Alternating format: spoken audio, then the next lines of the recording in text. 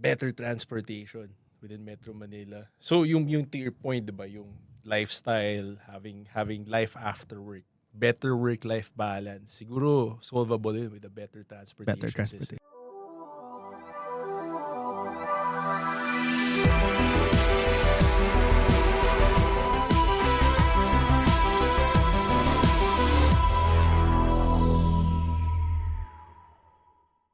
All right, welcome to Kaka Computer, where tech meets wit and wisdom. In this episode, we'll be discussing about the best cities for IT jobs in the Philippines. Uy. Grabe, hot topic.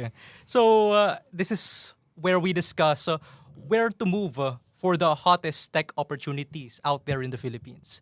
So, first question, let's discuss what makes a city ideal for IT professionals in terms of career growth and opportunities? Any takers? Maybe I can start. So, Okay. tawag doon, cities. Cities. So, you want to go to the major hubs. That's a consideration talaga. Mainly for the communities. I'll start with that. Kasi, ang hirap naman kung wala kang kasama. You can only grow so much in a vacuum. So, you want to be in a place where you could network and meet people having the same interests as you. That's true, no? That's true. Kasi, like you said, in smaller cities or smaller provinces, what are the chances of meeting somebody who has the same goals or same perspective as you, di ba? Fewer, at least physically. Online, maybe madami, pero there's still always that value in the physical contact, no? So, communities is a good factor. For me naman, one of the things also to consider, of course, is power and internet. Tech tayo eh. Right? And to really get a good tech job, the power and internet is something to consider. And there are solutions already out there that can mitigate depending on your location, but sometimes more expensive and less expensive. But let's say in a major city, less chances of brownout or blackout. You have easier access of internet. Kung let's say mag-down, tatawagan mo internet provider. Minsan, next day or the next few, just a few days, meron na. Baka sa province, tatawagan mo, may power down or baka 1 week or 2 weeks after pa, mare-repair, diba? So, you need a more different solutions as well for that. Kayo, may other factors kayong consider for a best IT? A city na maraming coffee shops. Ayun. Oo. So, there's this stereotype din, diba, na programmers love coffee that fuels us, no? And, if you want to live in a city, like work there, mag-vacation lang for a while nag-work ka sa laptop on a coffee shop, that would be a nice place to be. Yun. Ako naman, yung places na, since IT naman, place where you're gonna be happy. Hindi lang yung, kasi remote naman yung iba. Right. Mas flexible. So, yung iba, di ba, nag-work in different places. Ako sometimes I work in Baguio. Kumbaga, what gives you joy? Malamig, no? Oo, di ba? Pwede rin beach as long as malakas yung internet. Di ba? Kasi like tech hub yung Manila pero ang init-init. Sometimes you need to cool down. So you need to find yung opportunity, it's everywhere, pero the place where you work is yung mas important, no? Remote na ngayon.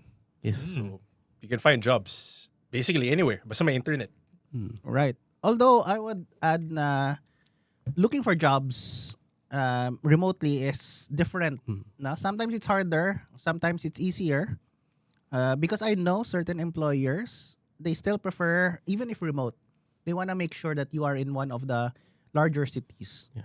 Not just because of the internet and power, it's just because if ever mag-team building or what, or maybe once a month may dinner, that they can gather the people in one location and build a culture.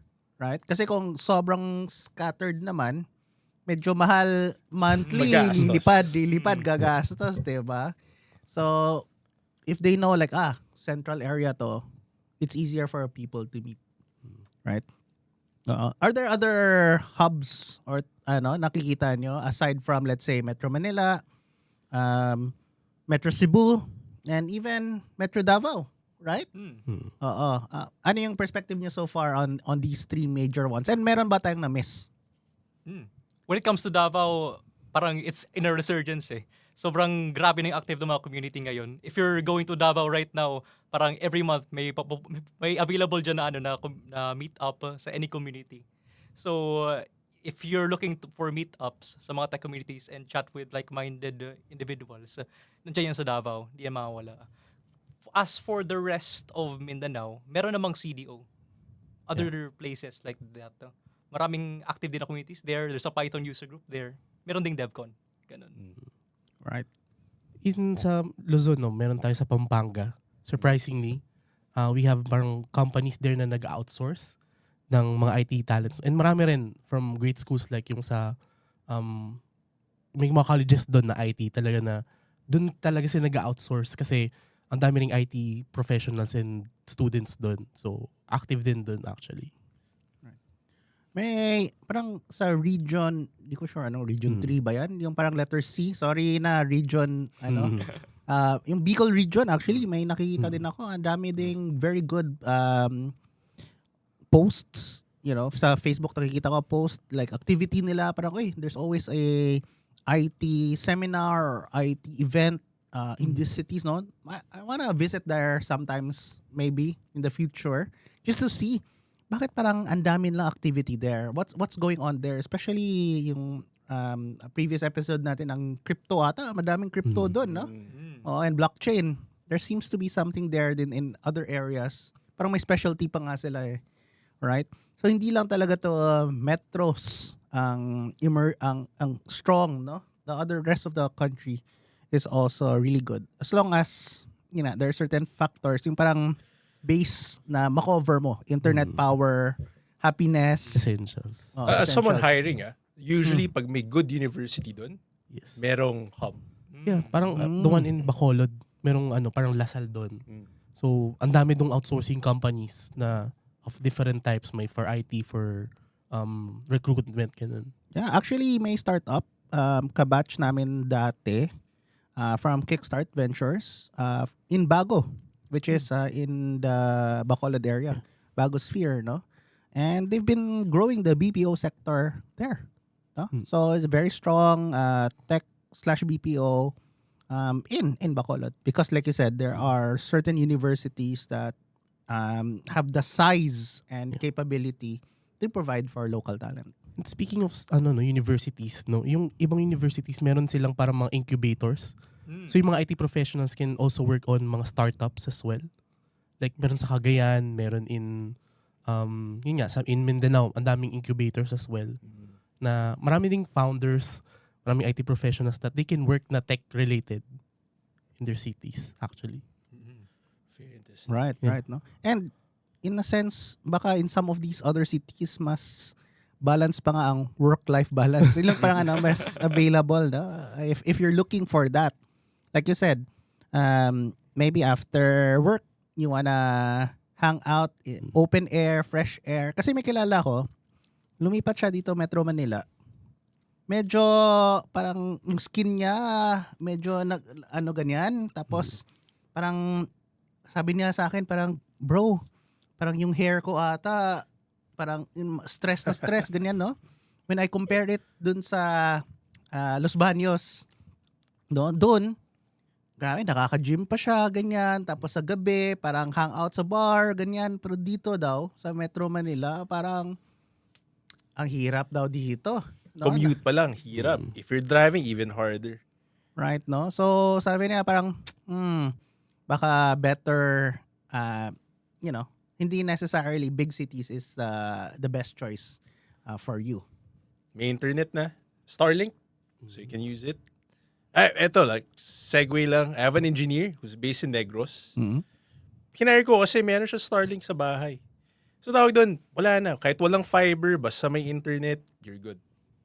Right. You're saying na as a hiring manager, there are certain checklist that you consider, right? Hindi lang necessarily city, but parang sabi mo nga, may Starlink.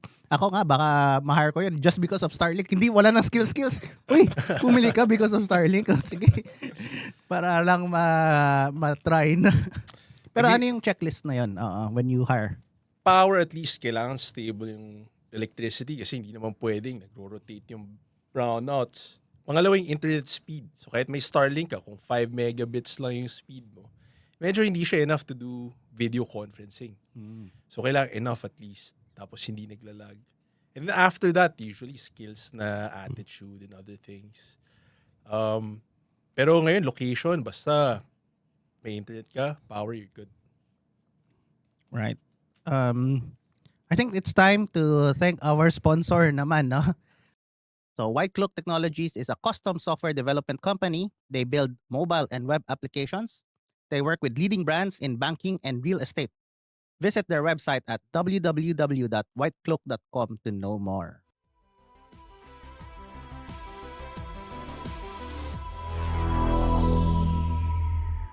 Now, as we're back, what are the we are obviously in a democratic country in that sense, no? We have our society, community, we have our work. I want to ask naman if you had a wish list, no? Parang what could our government or local agencies push more, no?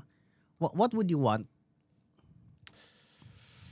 Better transportation within Metro Manila. So yung to your point, diba, yung lifestyle, having life after work, better work-life balance, siguro solvable yun with a better transportation system. May pag-asa pa ba? Let's say kung Metro Manila Ang daming development. So, and not a matter of if, but when. But when? Yan yung, what do you think when, no? Yeah, I guess some other countries naman perhaps transform their Metro Manila metro cities, no, to be more, like I said, more commute friendly. Is that your point? Yeah. So after work, I can go to the gym, and then after that, meet my friends at the bar or play computer games. So iba pa rin yung face-to-face interactions eh. So kunwari, may meetup, may tech meetup dito. Paano pupunta? Kung madali yung transportation, then it's easier to go there. Walang, bakit ako late, ganyan. Right. Parang ano din pala, in that sense, like if you can build, hindi naman build more cities, parang if there's like community-ish na areas na where you have enough tech, you have enough access and everything na hindi kailangan, that could be it, no? For me naman, maybe there's this push right now, I don't know if you've heard, yung to share cell sites. That's a little hard. I think the reason for that is they're trying to see if with shared cell sites, kasi other countries actually do share infrastructure, hindi private, no? And so there's more players, company-wise, and with that, there's more competition in terms of giving better internet stability, better infrastructure. So overall, I think the point there is better infrastructure and a more fair infrastructure, I would say. Let's try to solve, the wish list is try to provide infrastructure really for all, for everywhere. If we can do that, aside from Metro Manila, but in other places as well. Yeah, aside from that, one of my wish list, parang particular to sa Davao, is more tech hubs. Like the government, ideally, should subsidize the building of those tech hubs. Parang multiple multinational tech agencies in one place. Pwede na doon ang venue ng meet-up. Pwede na doon ng collaboration between companies. Things like that. Yeah. Actually, plus one on that, no? Kasi parang the same that I've shared dun sa Bacolod, na nagtaka ko, bakit ang daming BPOs? It turns out pala that the government, parang nanligaw sila in different, parang pumunta sila in different countries, and then they said na, you should invest in Bacolod because we have all of the, the talent. We did yung ease of doing business. We improved that. So, I think, it's also important that the government actually tries to bring in, lalo na sa mga provinces, na to put in more effort in bringing companies outside to their, to their cities. So napaka nun, it's a very big step, and nakikita natin na very successful nun. Right. Yun ba yung mga PIEZA ba tawag doon, no? Economic Yes. zones. Mga economic zones. So maybe more of that as well, specific to IT maybe, no? Maybe for that, so they can make a lot of tech hubs. Ang daming talent dito sa Pilipinas, untapped. So, sayang. Right. And I wanna ask naman is, what do you lose or ano yung FOMO mo if you don't move to a big city?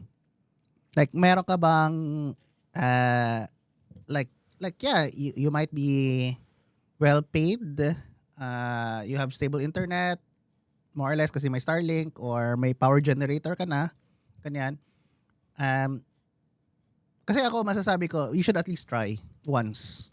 No, you can always come back to your provinces. You can always go back and retire there. But you should try once and see.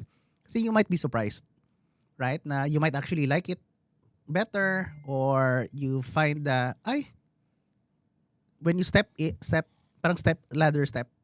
So, actually may higher step pa pala, ganyan. But you can always go, di naman step down, but you can always return to your roots. Right? At any point, I think, no? Pero you should try. Yun yung masasabi ko. Network talaga. Yung going out to the communities, or, helping out with the meetups, yung communities, yung open communities dito, would help you make lifelong friends. So beyond just, like finding like-minded people, you would also make lifelong friends. So, yun pa lang, sobrang panalo na. Yeah, di pa nakatry mag-work sa Manila. Pero I could segue this into something na malulose mo if you don't try working face-to-face in an actual office. So you lose yung interactions with your coworkers, you lose the culture na share nyo. Kasi I've tried working face-to-face, and what I can say is that mas grabe yung yung parang ties nyo once kausap na kayo face-to-face. Hindi yung parang meeting lang, daily stand-up. Mas grabing collaboration. Yeah. Actually, parang nakakaano na ma-miss out mo yung, parang medyo weird to think, pero sometimes nakakamiss yung alam mo yung, di naman sa pero nakakamiss yung traffic minsan. yung upo ka sa trends, feeling mo main character ka. Kasi sa probinsya, di ba, parang everything's kalmado lang. Pero minsan parang nakakamiss din yung ma-feel mo yung pressure of life. Yeah. Kasi parang pag when you're in province, parang you wake up and then go to work and then sleep. Kasi wala na masyadong traffic. Kung baga walang ganong type of pressure, parang, sometimes siguro na ko lang na parang hindi ka masyadong makarelate sa iba na sila napapagod sila, ganyan. Siguro may mga ganun ding type of people na baka ma-miss out nila yung type of having that, pressure outside life. Na nasanay siguro kayo sa very simple life. Pero yung iba na may miss out lang yung ganong feeling na parang stress, ganyan. And it's a weird pero valid feeling. Window seat sa bus, tapos music. Oo, yung ganun. On the way home. Wow. Kasi parang sometimes, like, you would, let's say you retire, and then you would like look at your life, di ba? Parang, alam mo yung mga pinagdaanan ko? Parang there's sometimes beauty in having these types of challenges and tribulations, Right. which is weird, but Yeah. I mean, ako, in this example, I did come from Cebu, and I moved to Manila. So in that sense, I tried. And do I think that I will go back to Cebu?